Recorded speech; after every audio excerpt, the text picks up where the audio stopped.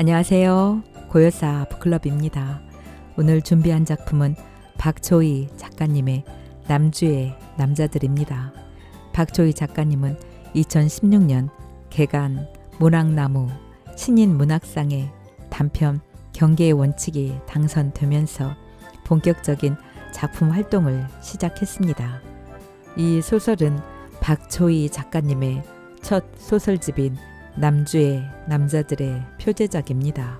이 소설집에서 표면적으로 드러나는 위선적 가면 속에 감춰진 서사적 진실을 들춰내기 위해 작가는 다양한 인물의 내면과 언행을 추적하고 있습니다.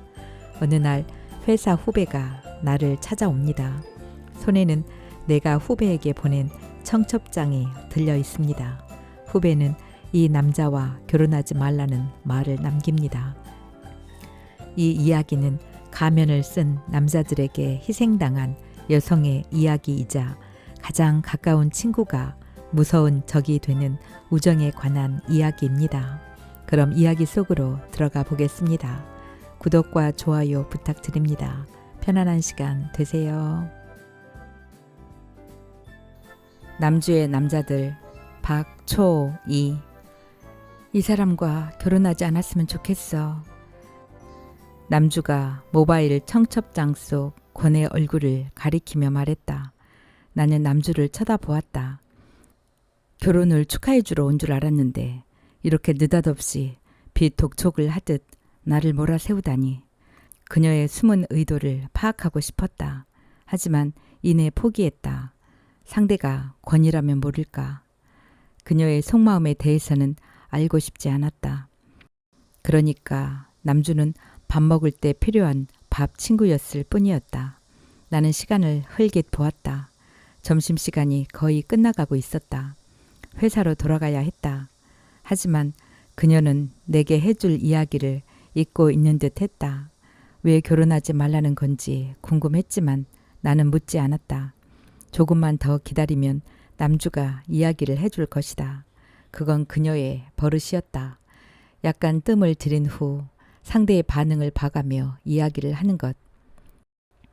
내가 별 반응을 보이지 않으면 남주가 먼저 이야기를 꺼낼 것이다. 늘 그랬으니까. 별로 듣고 싶지 않은 이야기까지도 술술 풀어놓았으니까. 비밀이야. 너만 알고 있어. 라는 말과 함께. 하지만 얼마의 시간이 지나면 모든 사람들 입에서 한때 비밀이었던 이야기가 새어나왔다. 순간 두려워졌다. 어쩌면 남주가 내게 들려주고자 하는 이야기도 누군가는 알고 있을지도 몰랐다. 아니, 회사 전체가, 동료들 모두 어쩌면 나만이 모르고 있을지도 몰랐다. 나만 모르는 권의 이야기를 남주가 알고 있을지도 모른다고 생각하자 기분이 이상했다. 일주일 후면 결혼식인데 막장 드라마 같은 장면이 머릿속을 휘저었다. 남주가 실은 그의 숨겨진 애인이라던가 그가 소문난 바람둥이라던가 하는. 아니야, 아닐 거야. 고등학교 윤리 선생인 종미가 그를 소개시켜 줬잖아. 종미는 대입시에 목을 매던 시절 유일하게 기댔던 친구였다. 남주보다는 종미 말이 훨씬 신뢰가 갔다. 문득 6개월 전 일이 떠올랐다. 남주가 사표를 던지자 동료들이 수근거렸다. 임신했다면서. 누구 아인지 어떻게 알아? 사생활이 문란해서 퇴사 당하는 거라며. 다행이지 뭐. 혼자 나가면 되니까. 괜히 여러 명 엮일 뻔했어. 남자 동료들은 남주의 퇴사를 은근히 반겼고 여자 동료들은 고소해하는 분위기였다. 인사하러 온 남주 앞에서 그들은 아쉬운 듯 말했다. 잘 살아야 해요. 결혼하면 꼭 청첩장 보내요. 남주는 밝은 표정으로 대답했다. 오빠가 일하지 말라 해서요. 이제 곧 결혼 날짜 잡을 거예요. 청첩장 보낼 테니 꼭 오세요. 다들 네 라고 대답했지만 그녀 말을 믿는 것 같지 않았다. 나도 남주 말을 믿지 않았다. 아니다. 나는 그녀가 아이를 출산하느라 결혼이 늦어지는 것이라 막연히 생각했다. 나 혼자 결론 지어놓고 그렇게 믿어버린 것이다. 아니다. 중요한 건 나는 남주의 삶에 대해 조금도 궁금하지 않았다. 내 맘대로 믿어버린 그녀의 삶에 대해서도 전혀 미안하지 않았다. 내가 생각한 그녀의 삶이 내 생각과 같아도 괜찮았고 달라도 괜찮았다. 그러니까 남주는 내게 있어 이래도 좋고 저래도 좋은 사람이었다. 나는 평소 친구를 깊게 사귀는 것을 좋아하지 않았다. 친구란 그저 필요할 때 옆에 있으면 될 뿐이었다. 전화만 하면 놀아줄 친구는 많았으니까. 맛있는 게 먹고 싶으면 맛집을 찾아다니는 친구를 만났고, 영화를 보고 싶으면 영화광인 친구를 만났고, 어디론가 떠나고 싶으면 시간 많고 놀기 좋아하는 친구를 만났다. 다이어트 하는 친구에게 맛집을 가자고 하거나 여유가 없는 친구에게 여행을 제안하는 것은 약 올리는 것과 마찬가지였다. 상황에 따라 그때그때 만들면 되는 것이 친구였다. 남주는 나와는 달리 주변 사람들에게 관심이 많았다. 동료들과 회사 일에 대해서도 모르는 게 없을 정도로 훤히 꿰고 있었다. 이상한 점은 그녀가 다양한 사람들과 어울리길 원하면서도 나에게만 적극적이었다는 점이다. 내가 매번 그녀와 밥을 먹고 차를 마시고 대화를 나눈 것은 바로 옆에 그녀가 있었기 때문이었다. 뿐만이 아니었다. 그녀는 내가 산 것과 비슷한 디자인의 옷을 입었고 구두를 신었고 같은 브랜드의 립스틱을 칠했다. 향수까지도 같았다. 동료들이 취향 쌍둥이 아니냐고 놀릴 정도였다. 그녀의 행동이 탐탁지 않았지만 나는 별말을 하지 않았다. 그냥 밥 친구일 뿐이니까. 어쩌면 남주는 나를 시샘하고 있는 건지도 몰랐다. 내가 가진 것은 볼펜 한 자루까지도 탐냈으니까. 나는 단호하게 말했다. 나 들어가야 해. 할 말 있으면 얼른 해. 그녀의 시선이 내 목 언저리에 머물렀다. 그녀가 말했다. 회사 출입 카드 좀 보여줄래? 나는 남주를 바라보았다. 남주가 말했다. 한 달은 참 좋았는데 요즘 출입 카드가 너무 그리워. 괜히 그만뒀나 봐. 그냥 버티는 건데. 한 번만 만져보면 안 될까? 괜한 일로 시간 낭비하고 싶지 않았다. 나는 출입 카드를 목에서 빼 테이블 위에 올려놓았다. 남주는 말없이 출입 카드만 만지작거렸다. 얼른 일어나야 하는데 나는 초조해졌다. 점심시간이 끝나가고 있었다. 출입 카드를 잡고 일어서려는데 남주가 말했다. 그 사람 나랑 사귀었어. 그럴지도 모른다 생각했는데 막상 들으니 당혹스러웠다. 아니, 무엇보다 남주와 내가 같은 사람을 만났다는 사실이 불쾌했다. 권이 남주를? 설마 아닐 거야. 그래, 어쩌면 남주 혼자 착각하고 있는 건지도 몰랐다. 불현듯 남주가 내게 속삭였던 말들이 생각났다. 나 어제 김대리에게 고백 받았어. 나 거래처 윤대리랑 사귀기로 했어. 과장님이 오랫동안 나를 마음에 품고 있었대. 유부남이라 고백하지 못한 거래.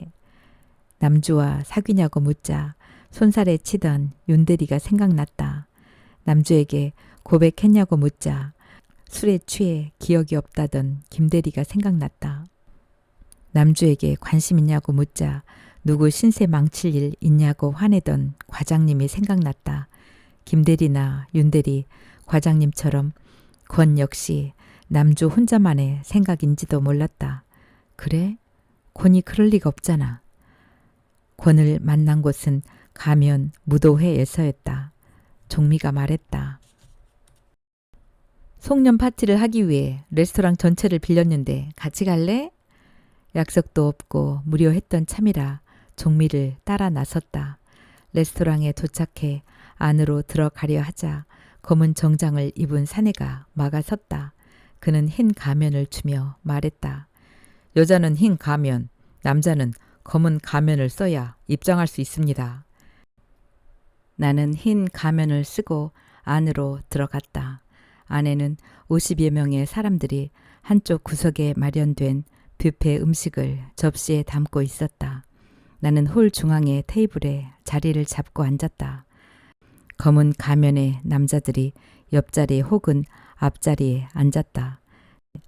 그들은 실내를 떠도는 음악에 대해 이야기하거나 뉴스에서 보았던 것들, 정치적 혹은 문화적 이슈에 관해 이야기를 주고받았다. 검은 정장에 똑같은 가면을 써서인지 그들은 누가 누구인지 구분되지 않았다. 마치 그곳은 남자와 여자로만 구분 가능한 세상 같았다. 나 오빠랑 사귀었다고 남주가 재차 말했다. 뭐라고 대답해야 할까? 할 말에 대해, 신뢰에 대해 이토록 오랫동안 고민하게 되다니. 나한테 왜 이러는 거야? 내가 말했다. 내 말을 믿지 않잖아. 그럴 줄 알았어. 남주가 대답했다. 권에게도 물어봐야지.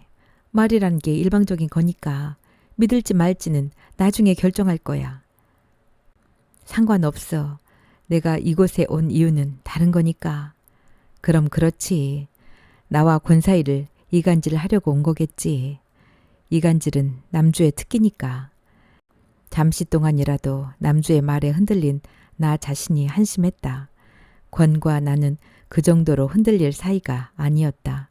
나는 짐짓 믿어주는 척하며 말했다. 지금도 만나는 거야? 아마 아닐걸? 남주는 남의 이야기하듯 툭 던진 후 커피를 들이켰다. 커피 몇 방울이 그녀의 체크 난방에 떨어졌다.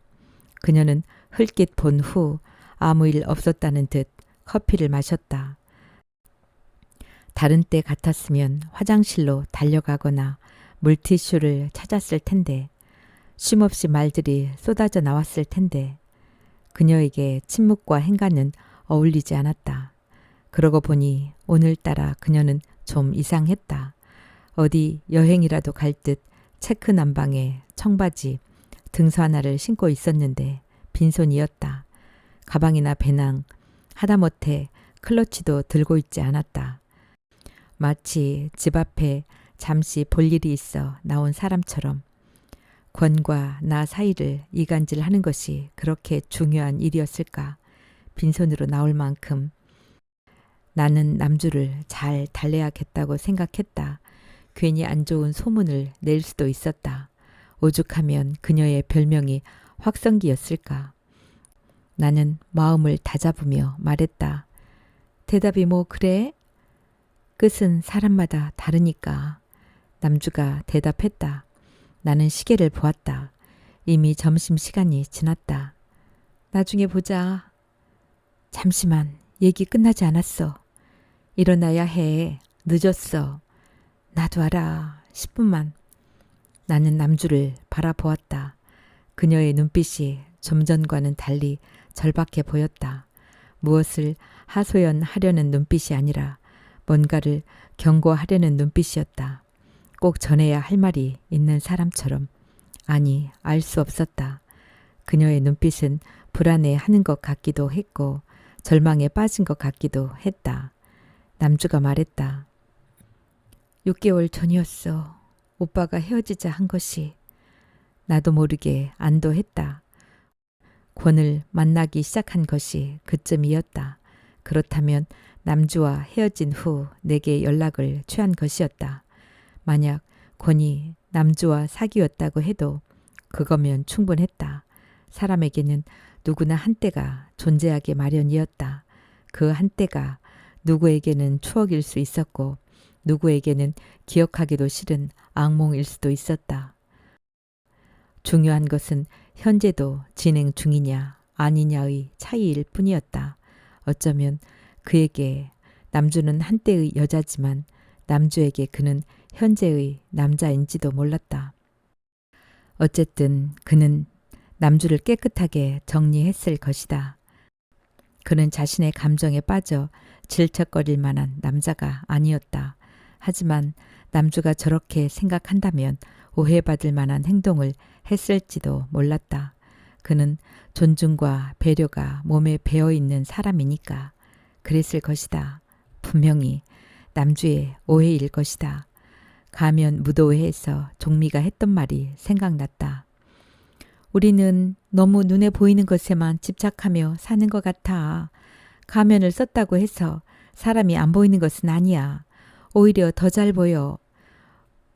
목소리라든가 몸에 배인 습관이라든가 예의와 배려 같은 거 내가 너한테 소개해줄 사람이 있는데 맞춰봐. 이 중에서도 눈에 띌걸?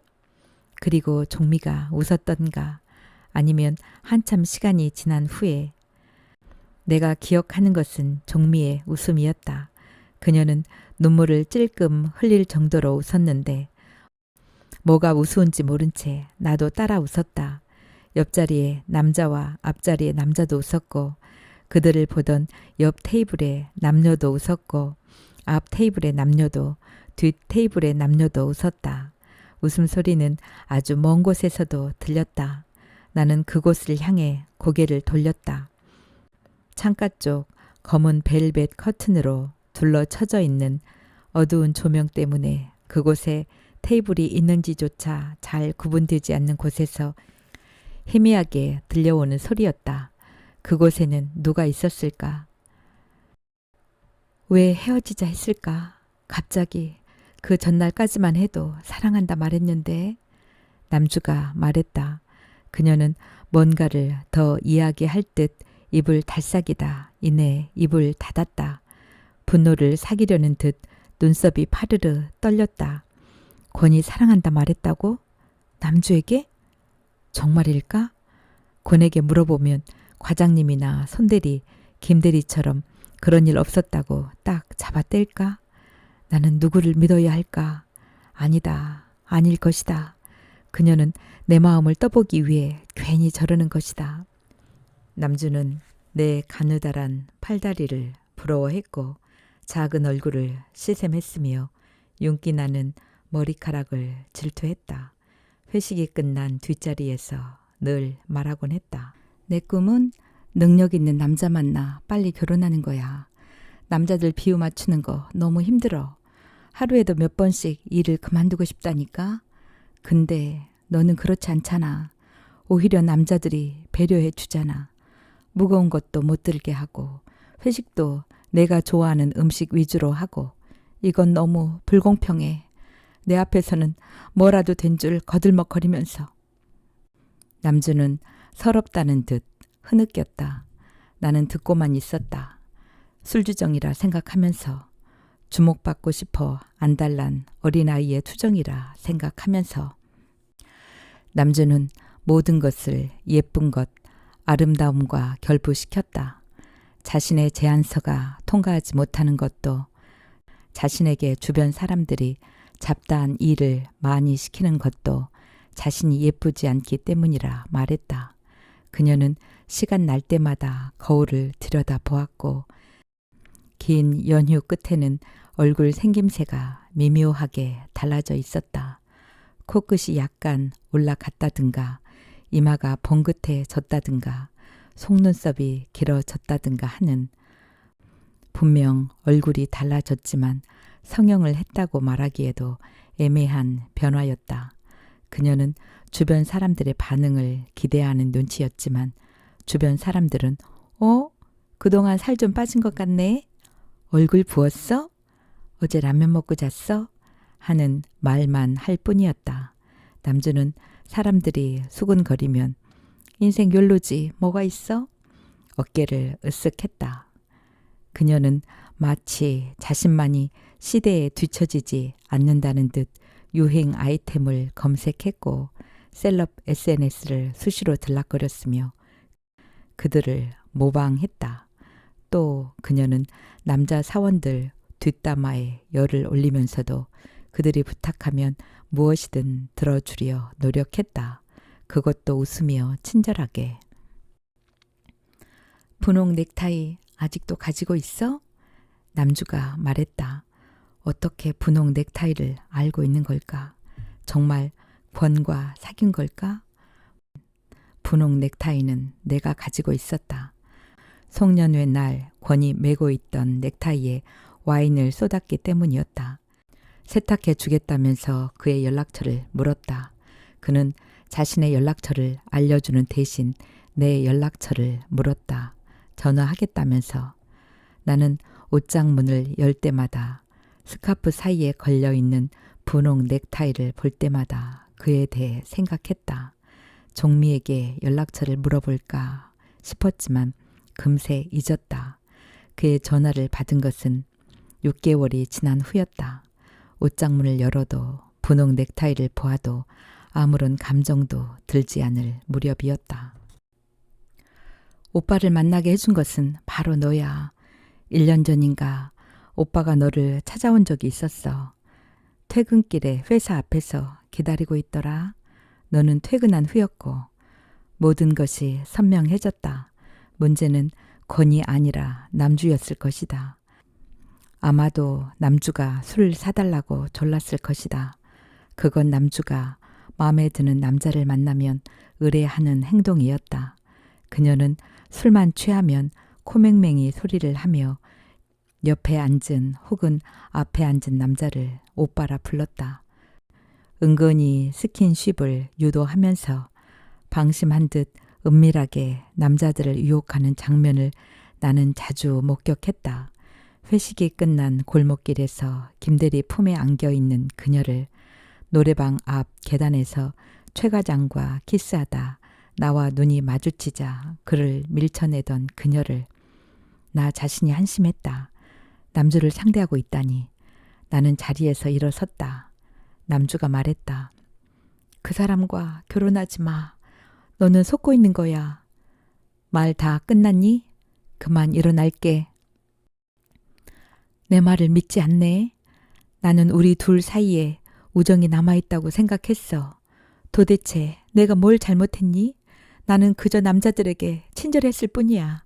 그들의 말과 행동을 믿었을 뿐이야. 그런데 왜 다들 내가 잘못했다는 거야? 너도 그렇게 생각하잖아. 나는 너에 대해 진심이었어. 내가 좋아서 너를 닮고 싶어서 얼마나 노력했는데. 남주의 목소리가 떨렸다. 그녀가 고개를 들고 추궁하듯 내게 말했다. 오빠를 사랑해? 나는 쉽사리 대답하지 못했다.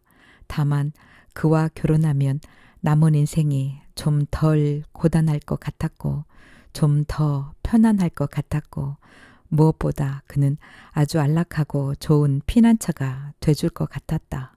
그뿐이었다. 무엇보다도 가족들이 그를 신뢰했고 종미가 그를 인정했다. 앞으로 그만한 사람을 만나지 못할 것 같다는 위기감도 있었다. 아니, 나는 천성적으로 누군가를 깊이 사랑하지 못했다. 사랑이라는 감정에 대해서도 혹은 떨림에 대해서도 잘 알지 못했다. 책에서 본 것과 같은, 영화나 드라마에서 본 것과 같은 감정이 존재한다는 것을 믿지 않았다. 내게 있어 사랑이란 계절이 바뀌는 것처럼 약간 춥거나 덥거나 하는 감정일 뿐이었다.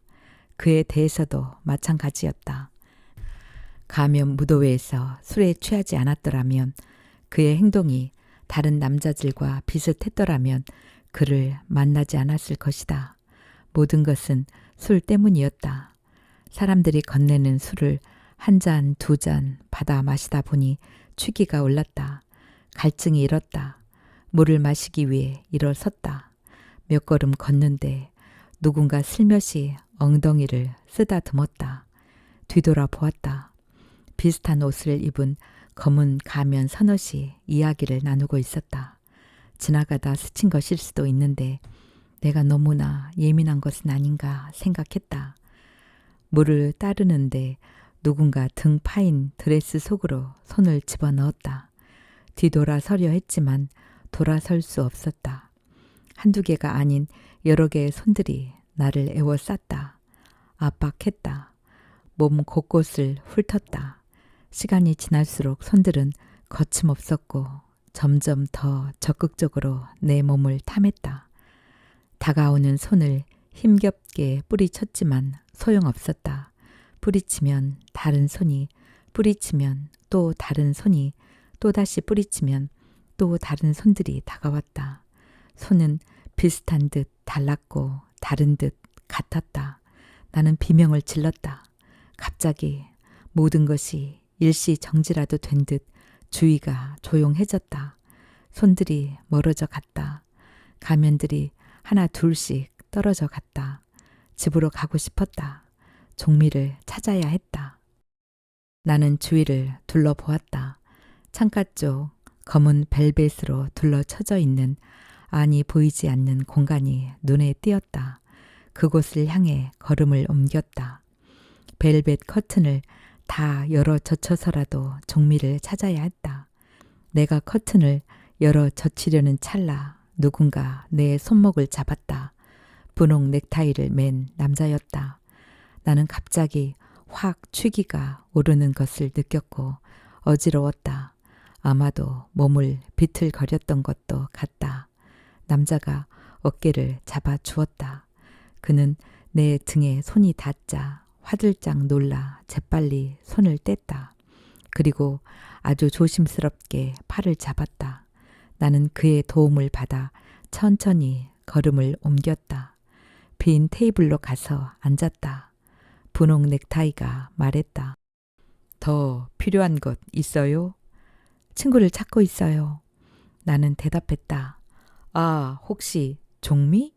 남자가 프런트를 가리켰다. 그곳에 종미가 있었다. 그녀는 팔짱을 끼고 관망하듯 이곳을 살피고 있었다. 무엇인가를 감시하는 것도 같았고 조정하는 것도 같았다. 사랑해도 사랑하지 않아도 결국 상처받는 건 너야. 남주가 혼잣말 하듯 중얼거렸다. 글쎄 쉽게 동의할 수 없었다. 사랑하지 않더라도 가족이 생기게 되면 같이 생활하다 보면 같은 경험을 공유함으로써 자연스럽게 마음도 풍성해질 것이다. 그에 대한 마음도 사랑도 앞으로 만들어 나가면 될 것이었다. 남주가 말했다. 종미도 믿지 마. 궁금하지 않아? 왜 그날 그곳으로 너를 데려갔는지? 나는 남주를 노려보았다. 종미를 입에 담다니. 종미는 내 친구였다.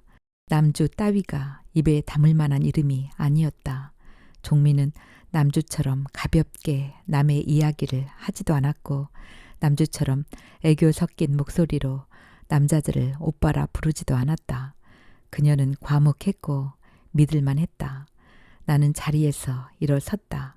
남주가 무어라 이야기했다. 더 이상 듣고 싶지 않았다. 나는 입구를 향해 걸어갔다. 남주가 빠른 걸음으로 다가와 귀에 대고 속삭였다. 참 나 오빠랑 동거했어. 퇴직금도 엄마와 살고 있는 집 전세 보증금도 모두 날렸어. 난 오빠가 솔직하다고 생각했어. 당연하잖아.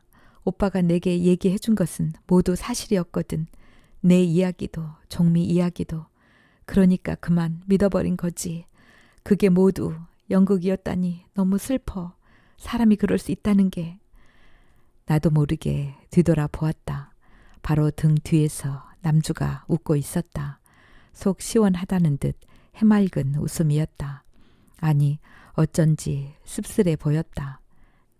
나는 카페 문을 나섰다. 빠른 걸음으로 회사를 향해 걸었다. 몇 걸음 걷다 멈췄다. 남주 말이 자꾸만 생각났다. 퇴직금과 전세 보증금을 모두 날렸다고? 권에게 사기당한 것일까? 아니야, 아닐 거야. 나는 그에게 받기만 했다. 예물로 다이아 세트와 루비 세트, 사파이어 세트를 받았으며 결혼 선물로 외제차를 받았다. 58평의 아파트도 그가 구입했고 개업할 병원도 그의 부모가 해주었다. 뿐만이 아니었다. 그의 부모는 자상했고 내게 아무것도 원하지 않았다. 아들의 선택과 마음을 믿는다면서 모든 것은 알아서 결정하라고 했다. 돈이 부족하면 도와주겠다는 말도 했다. 그는 지금까지 단 한 번도 돈 이야기를 꺼낸 적이 없었다. 나는 회사를 향해 황급히 걸음을 옮겼다. 시계를 보았다. 점심시간이 10분이나 지나 있었다. 팀장이 한마디 할지도 몰랐다. 하지만 괜찮았다. 이미 한 달 전 사표는 수리됐고 오늘이 근무 마지막 날이었다. 퇴직금은 신혼여행 자금과 병원 인테리어로 쓸 계획이었다. 그는 아무것도 하지 않아도 된다고 했지만 나는 뭐라도 하고 싶었다. 럭셔리하게 신혼을 즐기고 싶었고 그가 개업하는 병원에 조금이라도 도움이 되고 싶었다.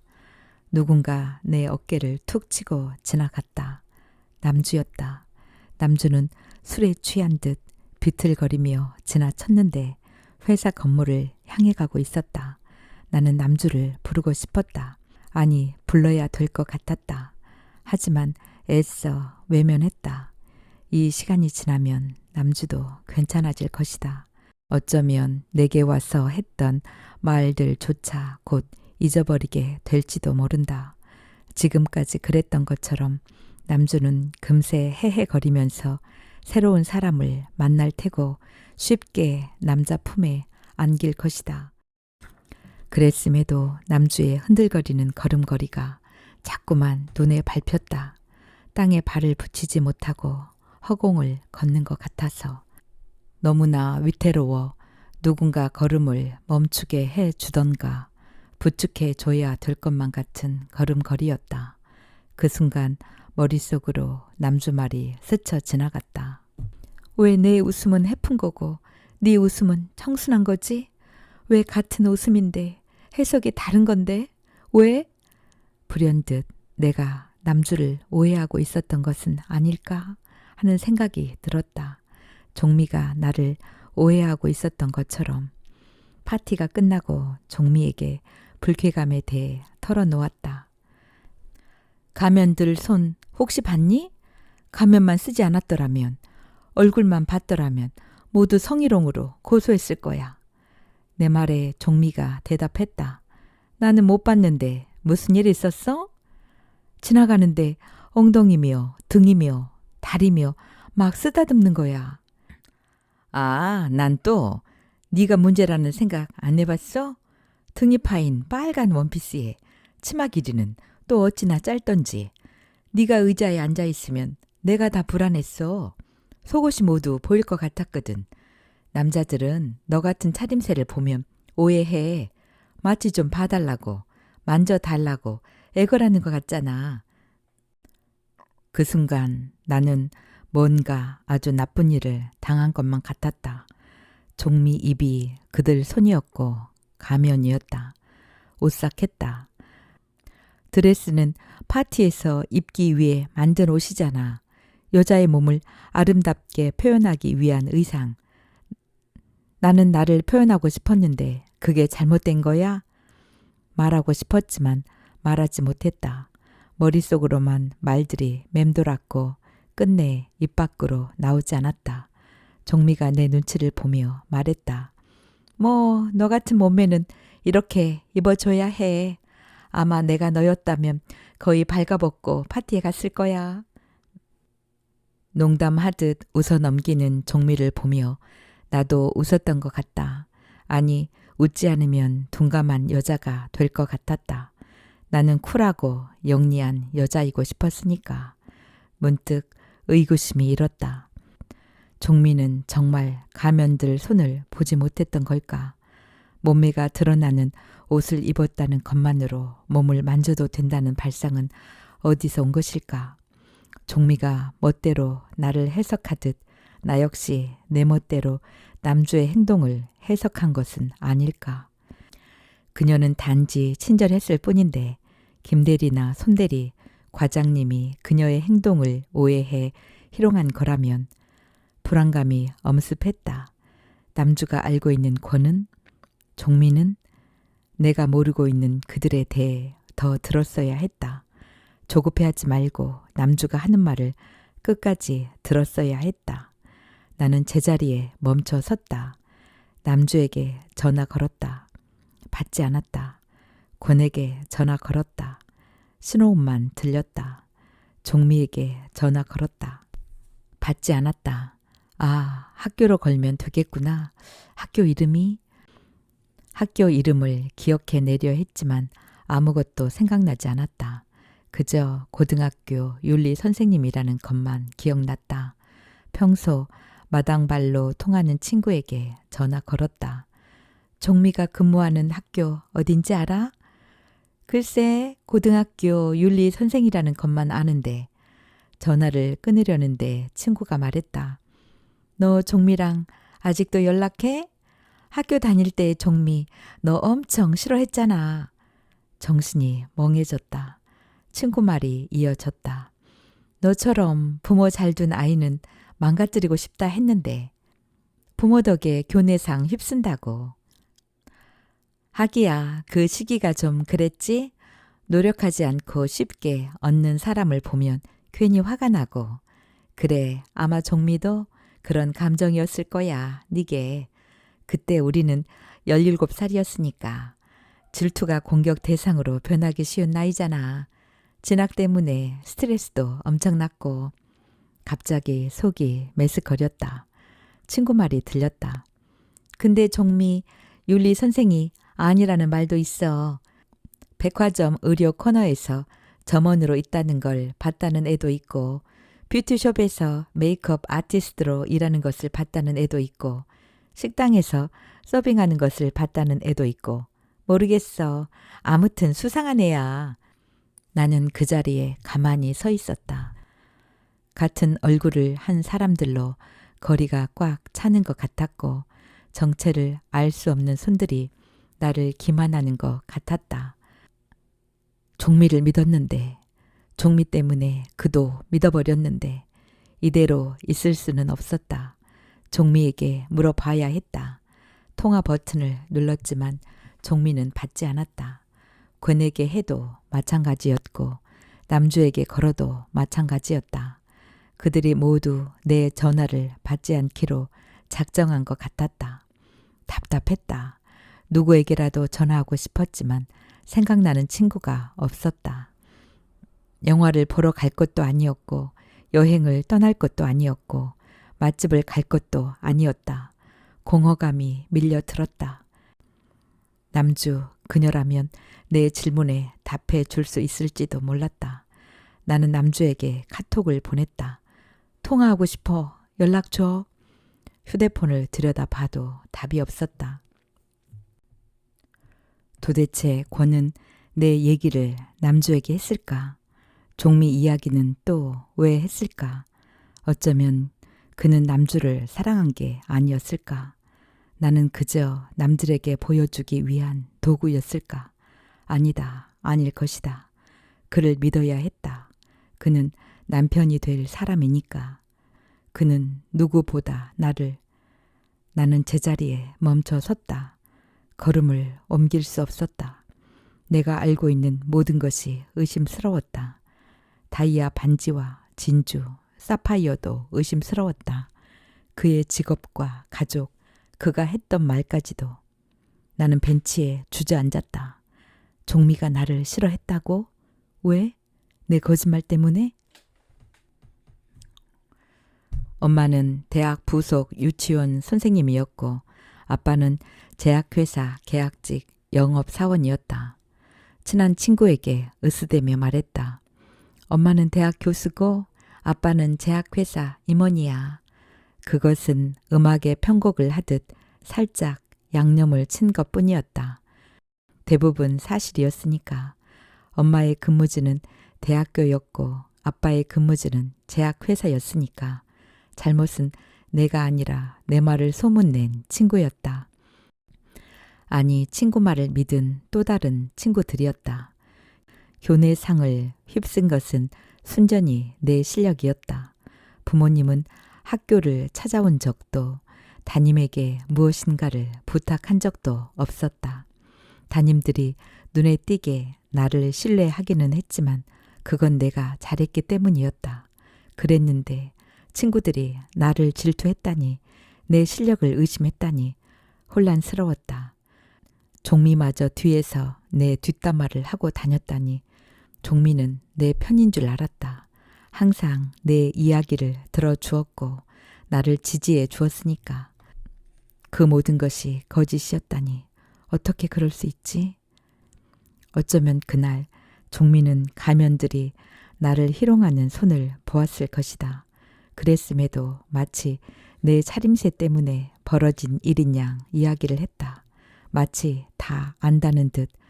도대체 뭘 안다는 거지?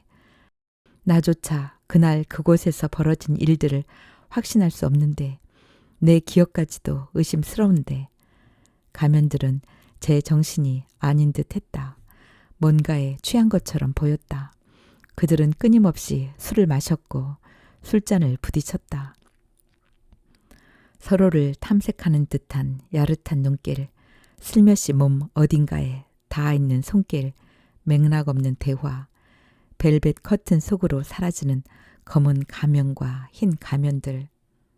벨벳 커튼 속 촛불이 일렁거리면 아무도 그쪽으로 가지 않았다. 비명이 들리고 신음이 들리고 애원이 들려도 그곳으로 가면 안 된다는 암묵적 동의 같은 것이 공간 속에 떠돌았다. 마치 커튼 안에서는 모든 것이 자유라는 듯, 모든 것이 비밀에 붙여진다는 듯. 커튼이 열리고 촛불이 꺼지면 다른 가면들이 그곳으로 들어갔다. 이어 달리게 하듯 나도 갔던가 기억나지 않는다. 권이 부축해 주기 전까지 나는 벨벳 커튼 안에 있었는지 밖에 있었는지도 잘 모르겠다. 진동음이 울렸다. 핸드폰을 열었다. 남주에게 온 문자 메시지였다. 마지막으로 내가 보고 싶었어. 너는 나처럼 오빠에게 속지 않았으면 좋겠어. 종미 말이야. 너를 두고 오빠와 내기를 했대.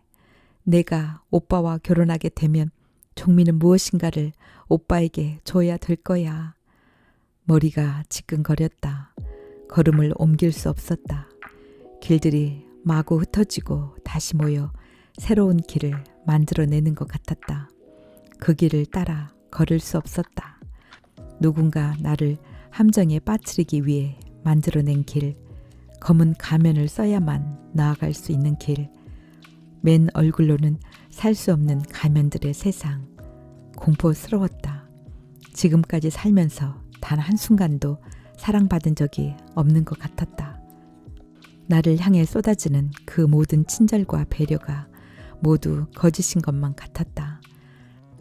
시끌벅적한 기운이 느껴졌다. 나는 소리나는 쪽으로 고개를 들었다. 사람들이 건물 옥상을 쳐다보고 있었다. 옥상 위에는 체크 셔츠에 청바지를 입은 여자가 서 있었다. 여자는 두 팔을 벌린 채 옥상 난간을 아슬아슬하게 걸어가고 있었다. 약간은 불안한 듯, 약간은 흥겨운 듯. 여자가 걸음을 옮길 때마다 그녀 목에 걸린 출입 카드가 너울거렸다. 남주였다. 내 출입 카드였다. 그녀가 뛰어내린다면 나도 내 이름도 내 얼굴도 흔적도 없이 사라질 것만 같았다. 막아야 했다. 막고 싶었다. 오해했다고. 내 멋대로 내 행동을 판단했다고. 과장에 손을 뿌리치는 너를 못 본 척해서 미안했다고. 김대리나 손대리, 과장의 말보다는 내 말을 믿었어야 했다고. 나는 손을 뻗었지만 남주도 내 출입 카드도 너무 멀리 있었다.